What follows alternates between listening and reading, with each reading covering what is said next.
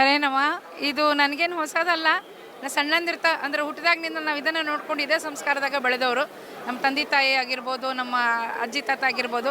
So ಹಿಂಗಾಗಿ ಇದೇನು ಹೊಸದಲ್ಲ. ಬರ್ತಾ ಬರ್ತಾ ಜನರ ಭಕ್ತಿ ಜಾಸ್ತಿ ಆಗ್ಲಿಕ್ಕತ್ತದ, ನಂಬಿಕೆ ಜಾಸ್ತಿ ಆಗ್ಲಿಕ್ಕತ್ತದ. ಹೀಗಾಗಿ ಶ್ರೀಮಠಕ್ಕೂ ವ್ಯವಸ್ಥೆ ಮಾಡೋದು it is becoming a big challenge. ಆ ನಿಟ್ಟಿನೊಳಗೆ ನಮ್ಮ ಶ್ರೀಮದ್ ಉತ್ತರಾದಿ ಮಠದ ಒಂದು ಬ್ರಿಲಿಯಂಟ್ ಒಂದು ಸ್ಟಾಫ್ ಏನದಲ್ಲ, ಅದು ಹ್ಯಾಟ್ಸ್ ಆಫ್. ಎಷ್ಟು ಮಂದಿ ಲಕ್ಷಗಟ್ಟಲೆ ಬಂದ್ರೂ ಹೆಂಗೆ ಬರ್ತಾರೆ ಹೆಂಗೆ ಹೋಗ್ತಾರೆ ಗೊತ್ತಾಗಂಗಿಲ್ಲ. ಅದು ಜನರಲ್ ಏನೇ ಇರ್ಬೋದು, VIP ಏನೇ ಇರ್ಬೋದು, ಎಲ್ಲರೂ ಒಂದೇ ಆ್ಯಕ್ಚುಲಿ ಸ್ಪೀಕಿಂಗ್. ಬಟ್ ಬಂದವರಿಗೆ ಯಾವತ್ತೂ ನಿರಾಶೆ ಆಗೋದಿಲ್ಲ, ಕಷ್ಟ ಆಗೋದಿಲ್ಲ, ಯಾವಾಗೂ ಬೇಸರ ಆಗೋದಿಲ್ಲ.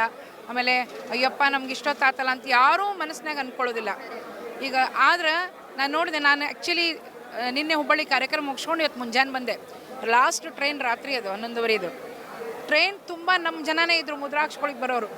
ನಾ ಕೇಳಿದೆ ಅವ್ರಿಗೆ, ಬರ್ಲಿಕ್ಕತ್ತೀರಿ ಮೊನ್ನೆ ಸ್ವಾಮಿಗಳು ಬಂದಿದ್ರಿ ಹಾಕ್ಯಾರ್ರಿ ಆದರೂ ಹೊಂಟೇವ್ರಿ ಅಂದ್ರೆ ಎಷ್ಟು ಅಭಿಮಾನ ನೋಡ್ರಿ. ಅದು ಇವತ್ತು ನೋಡ್ಲಿಕ್ಕೆ ಸಿಗ್ತದೆ ನಮ್ಗೆ.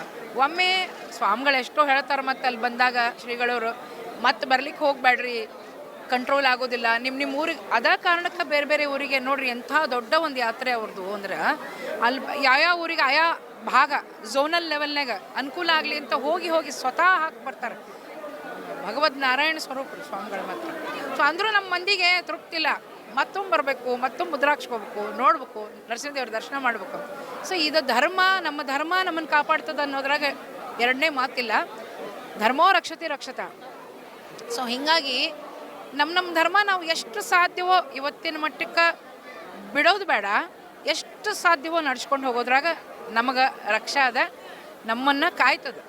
ಸೊ ಹೀಗಾಗಿ ಮಠದ ವ್ಯವಸ್ಥೆ ಅಂತೂ ಆ್ಯಸ್ ಆಲ್ವೇಸ್ ಗ್ರೇಟ್. ಅದ್ರ ಬಗ್ಗೆ ಮಾತಾಡ್ಲಿಕ್ಕೆ ನಾವು ಭಾಳ ಸಣ್ಣವರು.